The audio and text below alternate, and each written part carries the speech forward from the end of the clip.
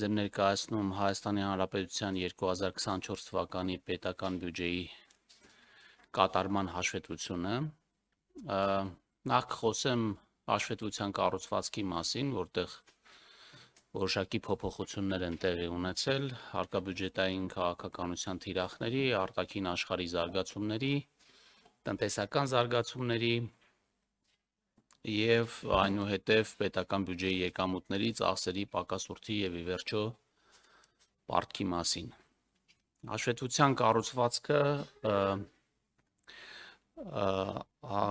օգտվողների համար առավել հասցեական և մատչելի դարձնելու, ինչպես նաև ծրագրային բյուջետավորման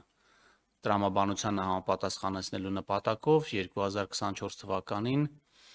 ֆինանսների նախարարության կողմից մշակվել է հաշվետվության նոր կառուցվածք, որի համաձայն հաշվետվությունը բաղկացած է երկու հիմնական հարկաբյուջետային քաղաքականության և ծախսային քաղաքականության բաժիններից։ Հարկաբյուջետային քաղաքականության բաժնում ներկայացված են մակրոտնտեսական զարգացումները, հարկաբյուջետային քաղաքականության հիմնական ուղղությունները, հարկային վարչարարությունը, եկամուտների, ծախսերի, պակասուրդի և պետական պարտքի վերլուծությունները և նշված թեմաներին առնչվող հավելվածներ և տեղեկանքներ։ Ծախսային քաղաքականության բաժնում ներկայացված են ծախսային քաղաքականության ամփոփ նկարագիրը, համապատասխան հավելվածներով և տեղեկանքներով և պետական մարմինների հաշվետվությունները։ Յուրաքանչյուր պետական մարմնի հաշվետվություն ներկայացված է առանձին, որում ընդգրկված են մարմնի քաղաքականության հիմնական գերակայությունները, ծախսերի և ֆինանսական ակտիվների գծով ելքերի վերլուծությունը, պետական բյուջեի ելքային ծրագրերի և միջոցառումների գծով արդյունքային ցուցանիշների կատարման վերաբերյալ հավելվածները, ինչպես նաև տեղեկանքներ,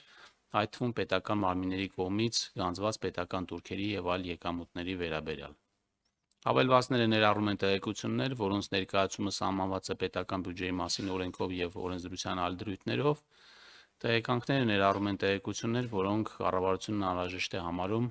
պետական բյուջեի կատարման արդյունքները ներկայացնելու և հիմնավորելու համար։ Հարկաբյուջետային քաղաքականության նպատակներն են եղել տնտեսական աճի ներուժի բարձրացումը, պարտքի կայունության ամրապնդումը,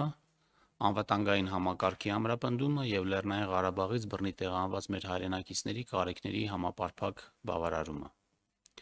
24 թվականին հարկաբյուջետային քաղաքականությունն իրականացվել է հարկաբյուջետային կանոնների առավել մեղմ սահմանափակման պայմաններում, քանի որ կառավարության պարտք ՀՆԱ ցուցանիշը ցածր է գտնվել 50% շեմից։ Միաժամանակ կառավարության պարտք ՀՆԱ ցուցանիշի 40-ից 50% միջակայքում գտնվելու պայմաններում պետական բյուջեի կապիտալ ծախսերը գերազանցել են պետական բյուջեի պակասուրդը շուրջ 181.7 միլիարդ դրամով։ Այստեղ պետք է հիշեցնեմ, որ կանոններով 40-ից 50 միջակայքում գտնվելու ժամանակ կապիտալ ծախսերը պետք է ավել լինեն պակասուրդից։ 24 թվականի հարկեր ՀՆԱ հարաբերակցությունը կազմել է 23.6%, որոշակի նվազում ունենալով նախորդ տարվա նկատմամբ, ինչը պայմանավորված է եղել տնտեսության կառուցվածքային փոփոխություններով, բնութագրվող տնտեսությունում ներքին սպառման ուղղված ներմուծման դերի նվազմամբ և արտահանման դերի աճով, ինչը հանգեցրել է անվանական ՀՆԱ աճից հարկման բազաների ավելի դանդաղ ավելացմանը։ Սրա մասին երևի ավելի մանրամասն կխոսենք։ 24 թվականին տնտեսական ներուժի բարձրացմանը, առանձին ոլորտում առաջացող հիմնախնդիրներին և Լեռնային Ղարաբաղից բռնի տեղահանված բնակչության սոցիալական կարիքներին ուղղված հարկաբյուջետային աջակցության ծրագրերը շարունակական են եղել։ Կապիտալ ծախսերի դերի շարունակական բարձրացման միտումը պահպանվել է, կապիտալ ծախսեր ՀՆԱ ցուցանիշը հասել է ՀՆԱ-ում 5.5%-ի, թույլ տալով պատշաճ ֆինանսավորել անվտանգային և կենսական նշանակության ենթակառուցվածքային ծրագրերը։ Տնտեսական աճի ներուժային մակարդակին մոտենալու պայմաններում հարկաբյուջետային քաղաքականությունն ունեցել է չեզոքին մոտ դիրք, միաժամանակ ուղղված լինելով տնտեսական ներուժի բարձրացմանը և կառավարության պարտքի կայունության պահպանմանը։ Պետական բյուջեի պակասուրդը ձևավորվել է այնպիսի մակարդակում, որը թույլ է տվել կառավարության պարտքի բեռը պահպանել ապահով մակարդակում, կառավարության պարտք ՀՆԱ հարաբերակցությունը պահպանվել է 50%-ից ցածր մակարդակում, կազմելով 48%։ Հաշվետվությամբ ներկայացված է 48.3%-ը, 48.3%, սակայն հնայի վերանայումից հետո այդ ցուցանիշը նվազել է մինչև 48%։ Նախ խոսենք արտաքին աշխարհում տեղի ունեցող տնտեսական զարգացումներից, համաշխարհային տնտեսությունում եւ հիմնական գործընկեր երկրներում տնտեսական աճը շարունակել է մնալ դրական տիրույթում, պայմանավորված սպառողների կայուն պահանջարկով, գնաճի թուլացմամբ եւ խոշոր տնտեսություններում շարունակվող հարկաբյուջետային եւ դրամավարկային ճշգրտումներով, Ռուսաստանի Դաշնությունում տնտեսական աճը կազմել է 4.1%, Չինաստանում 5%, Եվրոգոտում 0.9% եւ ԱՄՆ-ում 2.8%։ 24 թվականին նավթի գինը նախորդ տարվա նկատմամբ նվազել է 2.3%-ով, կազմելով $80.7 բարելի համար, պայմանավորված ավելի թույլ համաշխարհային պահանջարկով եւ հումքային ապրանքների առաջարկի աճով, պղնձի գինը աճել է վերականգնվող էներգիայի անցմամբ պայմանավորված պահանջարկի եւ մատակարարման խափանումների հետևանքով, 24 թվականին պղնձի տարեկան միջին գինը 23 թվականի նկատմամբ աճել է 7.7%-ով եւ կազմել է $9,142 տոննայի համար։ Առաջարկի պայմանների բարելավմամբ պայմանավորված պարենային ապրանքների համաշխարհային գների համաթիվը նվազել է, արդյունքում 24 թվականին պարենի գինը 23 թվականի նկատմամբ նվազել է 2%-ով։ 24 թվականին արտահանումը Հայաստանի Հանրապետությունում աճել է 53%-ով, սակայն հայկական ծագրման ապրանքների արտահանումը 18.6%-ով։ Առանց թանկարժեք մետաղների արտահանման ավելացել է շուրջ 2.3%-ով։ Սա առանձին ուզում եմ շեշտեմ, որովհետև այս տարի տարբեր տնտեսական ցուցանիշներ ներկայացնելուց տարբեր վերլուծաբաններ եւ տնտեսագետներ գուժում են նրա մասին, որ մեր արդյունաբերությունը անկում է ապրում, այստեղ պետք է հիշեցնեմ, որ մենք ամեն անգամ ներկայացնելուց մեր արտահանման եւ արդյունաբերական աճի թվերը փորձել ենք ֆիլտրել այն ազդեցությունները, որոնք տեղի են ունենում թանկարժեք մետաղների Հայաստանի միջոցով վերարտահանման եւ Հայաստանում դրանց որոշակի վերամշակման ազդեցությունները, որպեսզի նաև իրական պատկեր ցույց տանք, թե ինչպիսի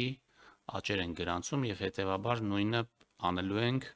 նվազման ժամանակ, որովհետեւ նաև նշել ենք, որ այս աճերը կրում են ժամանակավոր բնույթ եւ չեն բնութագրում Հայաստանի տնտեսական հիմնական զարգացումները։ 24 թվականին Հայաստանի Հանրապետություն այցելած զբոսաշրջիկների թիվը կազմել է շուրջ 2.200.000 մարդ, նախորդ տարվա համեմատ նվազել է շուրջ 4.7%-ով կամ 108.000 մարդով, որը հիմնականում պայմանավորվել է Հայաստանի Հանրապետություն այցելած Ռուսաստանի Դաշնությունից զբոսաշրջիկների թվականակի նվազմամբ։ Սա էլ մեր կանխատեսումներով կրում էր ժամանակավոր բնույթ, որը պայմանավորված էր ռուս-ուկրաինական պատերազմի հետևանքով Ռուսաստանի քաղաքացիների դեպի Հայաստան 22-23 թվականներին մեծ ներհոսքով եւ այս գործոնները հետզհետե վերադառնում են իրենց բնականոն մակարդակներին։ Ոչ առևտրային բնույթի դրամական փոխանցումների զուտ ներհոսքի անկումը կազմել է 34.8%, որին ամենամեծ բացասական նպաստումն է ունեցել կրկին Ռուսաստանի Դաշնությունից ոչ առևտրային բնույթի դրամական փոխանցումների զուտ ներհոսքի 52.3% նվազումը։ Վերոնշյալ պայմաններում վերանայվել են 24 թվականի տնտեսական աճի եւ հնայի կանխատեսումները։ 24 թվականին գրանցվել է 5.9% տնտեսական աճ, որը 1.1%-ով ցածր է եղել 24 թվականի պետական բյուջեի թիրախից, 0.4%-ով միջնաժամկետ ծախսային ծրագրում կատարված կանխատեսումներից եւ 0.1%-ով բարձր 2025 թվականի պետական բյուջեի կանխատեսումներից։ Այսպիսով կարելի է ասել, որ 2024 թվականի սեպտեմբերին արդեն մեզ համար տեսանելի էր, որ տնտեսական աճը Հայաստանում 2024 թվականին կլինի մոտավորապես 5-8%, փաստացի ունեցանք 0.1%-ային կետով ավել։ 24 թվականը սկսվել է տնտեսական աճի բարձր տեմպով, որը աստիճանաբար դանդաղել է,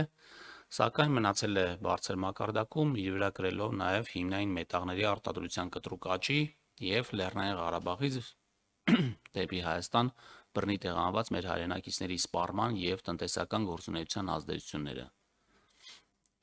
Տնտեսական աճը ուղեկցվել է ներքին և արտաքին պահանջարկի աճով, տնտեսական աճով պայմանավորված 4.7%-ով աճել է նաև